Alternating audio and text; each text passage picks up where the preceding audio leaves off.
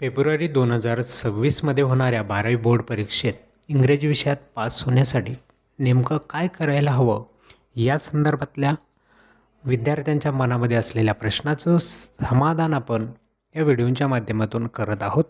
मित्रांनो, आणखी एक महत्त्वाचा व्हिडिओ आज आपण ह्या ठिकाणी पाहतोय. इंग्रजीमध्ये पास व्हायचं असेल तर मी सांगितलं होतं तुम्हाला कमीत कमी 7 मार्क पडले तरी तुम्ही पास होऊ शकता. मग ते 7 मार्क कसे मिळवायचे, तर त्यामध्ये मी सांगितलं ट्रू ऑर फॉल्सची वाक्य आपल्या इंग्रजीच्या प्रश्नपत्रिकेत विचारली जातात. ते ट्रू आणि फॉल्सचे जर वाक्य तुम्हाला ओळखता आलं तर त्याचे मार्क मिळतात. आणि त्याचा अर्थ न कळताही ते कसे ओळखायचे याचा आपण व्हिडिओ बनवला. पूर्ण एक व्हिडिओ मी ट्रू ऑर फॉल्सवर बनवला होता. दुसरं मी सांगितलं की अभ्यास न करता तुम्हाला डायरेक्ट उत्तरं तिथंच शोधून हे मार्क मिळतात. तर ते असं अरेंज द सेंटेन्स असा एक प्रश्न आहे, तोही आला तर त्याचे आपल्याला मार्क मिळू शकतात. याच्यावर पण आपण एक सेपरेट व्हिडिओ बनवला. त्यानंतर समरी रायटिंग हा तर प्रत्येक विद्यार्थ्याला मार्क मिळवून देणारा प्रश्न. याचा अभ्यास करायचा नसतो, फक्त माहिती पाहिजे कसं लिहायचं. तर मी अगदी व्यवस्थितपणे समरी रायटिंगचा व्हिडिओ बनवलेला आहे, तो पहा. सेपरेट एक व्हिडिओ त्याचा आहे. तिथं तुम्ही एकदा तो व्हिडिओ पाहिला की तुम्हाला हे 3पैकी 2 किंवा 3पैकी 3 मार्क सहज मिळू शकतात. हे मार्क आपण पाहिले अभ्यास न करताच हे तीनही प्रश्न सोडवता येतात. चौथा प्रश्न जो आहे त्याचा थोडा अभ्यास करायचा. इंटरव्ह्यू क्वेश्चन तयार करायचे. आपल्याला सांगतात की तुम्हाला तुमच्या आवडीच्या एखाद्या क्षेत्रातल्या व्यक्तीची इंटरव्ह्यू घ्यायची आहे, त्याच्यासाठी 8 प्रश्न तयार करा. आणि मग हे 8 प्रश्न आपल्याला जे लिहायचे आहेत ना, ते मी असे सांगितले की कोणत्याही व्यक्तीची मुलाखत जर आपल्याला घ्यायची म्हटलं, इंटरव्ह्यू घ्यायचं म्हटलं की ते लिहून टाकायचे. तुमच्या ऑटोमॅटिक प्रश्नाचं उत्तर बरोबर येईल. मग त्यासाठी काय करायला हवं, तर त्या 8 प्रश्न पाठ करायला हवेत. तर ह्या 8 क्वेश्चनच्या संदर्भात देखील आपण एक व्हिडिओ बनवला. त्याच्यात 4 मार्क तुमचे आहेत. बऱ्यापैकी तुमचे 2-3 मार्क तुम्हाला इथं सहज मिळवता येतात. आणि हुशार विद्यार्थ्यांनी व्हिडिओ पाहिलं तर 4पैकी 4 पण ते मार्क मिळवतील.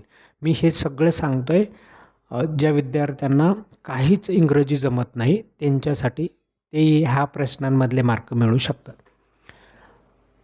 मग इथं आपण ह्या सर्व मार्कांची टोटल केली तर आपल्याला पाहिजे फक्त 7 मार्क, आणि यांची टोटल केली तर ऑलरेडी ते खूप जास्त होत आहे. मग मी विचार केला की ह्या प्रत्येक प्रश्नाला जेवढे मार्क आहेत ना तेवढे नाही पडणार आपल्याला, कारण तुम्हाला येतच नाही आहे काही. मी ट्रिक जी वापरायला सांगितलं, डोकं जे वापरायला सांगितलं, ते डोकं वापरून कसे उत्तर बरोबर लिहायची या संदर्भात तिथं माहिती होती. त्याच्या आधारे तुम्हाला पूर्णच्या पूर्ण मार्क नाही पण त्याचे निम्मे मार्क तर पडतील असा विचार केला. समरी रायटिंगमध्ये कमीत कमी 2 मार्क मिळणारच आहेत. आणि इंटरव्ह्यू क्वेश्चनमध्ये 4 येतात, 3पर्यंत तुम्ही जाऊ शकता. तरीही 8 मार्क होतात. पहा, मी पैकीच्या पैकी मार्क अजूनही पकडलेले नाही आहेत, तरी 8 मार्क होतात आणि 8 मार्कात तुम्ही पास होऊ शकताय. म्हणून फार काही इंग्रजी अवघड आहे आणि त्याचं टेन्शन घेण्यासारखं काही नाही. आता हे होतं पासिंग होण्यासाठी तुम्ही ह्या प्रश्नांवरती फोकस करा. याच्या फक्त ट्रिक समजून घ्या, काय करायचे हे तुम्ही समजून घ्या, डोक्यात घ्या. डायरेक्ट परीक्षेला तुम्ही हे उत्तरं लिहू शकाल कोणाला न विचारता. आता फक्त कोणाला न विचारता पास तर तुम्ही झालात, पण फक्त पासिंगच्या याच्यावरती थांबून चालणार नाही. तुमचे हे 4 प्रश्न कन्फर्म झाले की नंतर अजून तुम्हाला काय करता येऊ शकतं, किंवा ज्या विद्यार्थ्यांना फक्त पास नाही व्हायचं अजून मार्क पाडायचे, तर त्यांनी इंग्रजीत कसला अभ्यास करायचा, तर यामध्ये ग्रामरवरती थोडासा फोकस केला तर त्याच्यातलेही जर 10 मार्काचं, 12 मार्काचं, 15 मार्काचं ग्रामर असेल तर त्याच्यातलेही आपल्याला 2-3 मार्क तर आरामशीर सहज मिळवता येऊ शकतात. म्हणून ग्रामरवरती एक फोकस करायला हवं. मग पुढचा आपण पार्ट जो आहेत ना तो ग्रामरवरती सुरू करूया तुम्हाला वाटत असेल तर. त्यानंतर रायटिंग स्किलचा एक भाग आहे, त्याच्यामध्ये एक सिस्टीम बेस असा फॉर्मॅट आहे. त्या फॉर्मॅट तुम्ही समजून घेतला, त्या पद्धतीने प्रश्न लिहिले की तुम्हाला त्याचे मार्क मिळतील. तर तेही आपण पाहूया, पण हे अभ्यास करावा लागेल याचा. असं नाही की तुम्हाला काहीच येत नाही आणि डायरेक्ट परीक्षेला गेले याचे उत्तर लिहाल, तर यांचा अभ्यास करावा लागेल. मी आधीचे जे सांगितले त्याच्यात अभ्यास करण्याची गरज नाही, डायरेक्ट सोडवता येतात.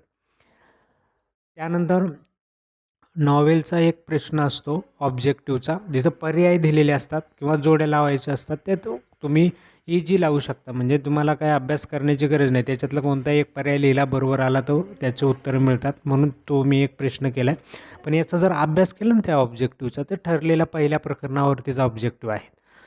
मग त्याचे जर तुम्ही माहिती अभ्यासून गेलात तर त्याचेही पैकीच्या पैकी मार्क तुम्हाला मिळू शकतात नॉवेलचे. त्यानंतर आहे पोयम. पोयमवरती पण काही प्रश्न असे आहेत. त्या पोयमचं रायमिंग वर्ड आले तर ते सहज लिहिता येतात, किंवा त्या पोयमच्या संदर्भातील तुमचं मत विचारलं जातं, ते तुम्हाला लिहिता येऊ शकतं.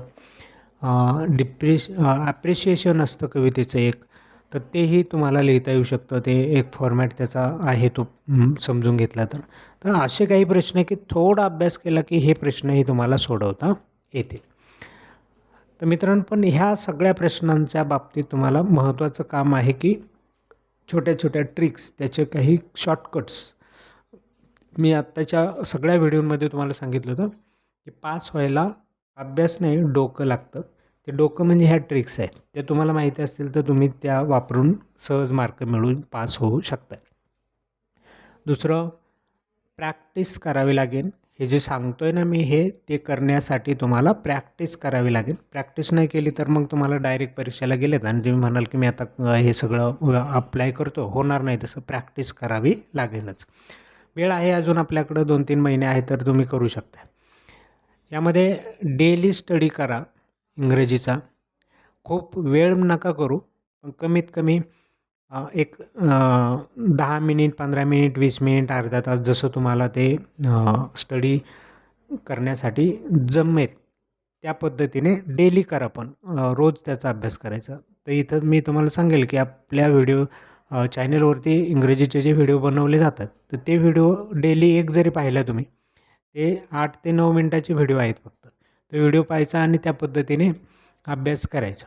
तर तुम्हाला तो मदत करेल. डेली स्टडी एक महत्त्वाचा असतो. त्यानंतर स्टेप बाय स्टेप एक एक घटक अभ्यासत जा. परीक्षेपर्यंत जेवढे शक्य आहेत ना घटक, तेवढे घटक अभ्यासत जा. म्हणजे तुमचे मार्क पण त्याच्यामुळे वाढत जातील. काही प्रश्न तुमचे चुकले तरी नवीन जे आपण आता याच्याही व्यतिरिक्त शिकणार आहेत, मग फक्त 7च मार्क पाडून नाही थांबणार आपण. त्याच्यापेक्षाही स्टेप बाय स्टेप आपण एक एक घटक अभ्यासात केलो तर त्याचेही प्रश्न सोडवता येतात, त्याचेही उत्तर आपल्याला लिहिता येतील आणि त्याचेही गुण वाढतील. म्हणून स्टेप बाय स्टेप वाढवा. एकदम सगळा अभ्यास करायला घेऊ नका. एक एक घटक त्याचा अभ्यास, जसं मी आता स्टेप बाय स्टेप एक एक पार्ट तुम्हाला सांगतोय, तसं तुम्हाला ते पुढं एक एक स्टेपने वाढवत जायचं. तर असा एक प्लॅन जर तुम्ही ह्या विषयाचा केला तर इंग्रजीसारखा विषयात पास होणं अवघड नाही. सहज सगळे विद्यार्थी पास होतील. पण ही स्टडीची एक मेथड आहे, पद्धत आहे, ती समजून घ्या, त्या पद्धतीने काम करा. तर चला मित्रांनो, आजचा व्हिडिओ आपण या ठिकाणी थांबूयात. मला तुम्ही कमेंट करून सांगायचे की सर आम्हाला याच्यातल्या कोणत्या पार्टवरती नेक्स्ट व्हिडिओ बनवायचे आहेत. तर तुम्ही सांगाल त्याच्यापासून आपण सुरुवात करूयात, कारण हे एकमेकांशी रिलेटेड घटक नाहीत. डायरेक्ट आपण कुठलाही घटक सुरू करू शकतो. तर तुमच्या याच्यावरती ते डिपेंड आहे. चला भेटूया पुढच्या नवीन व्हिडिओमध्ये. परीक्षेसाठी तुम्हाला सगळ्यांना शुभेच्छा. चॅनल सबस्क्राईब केलं नसेल तर करून घ्या. व्हिडिओ आवडला तर आपल्या मित्रांना शेअर करायला विसरू नका, जेणेकरून सगळ्यांना ह्या गोष्टी माहिती होतील. आणि बाय चान्स जर ते मित्र तुमच्या शेजारीच तुमच्या हॉलमध्येच जर आले तर त्यांना उत्तर येत असतील तर ते तुम्हाला मदत करू शकतील ह्याच ट्रिक वापरून. म्हणून आपल्याला मित्रांनाही मदत करायची आणि त्यांच्यापर्यंत व्हिडिओ पोहोचवायचे. चला भेटूया पुढच्या नवीन व्हिडिओमध्ये.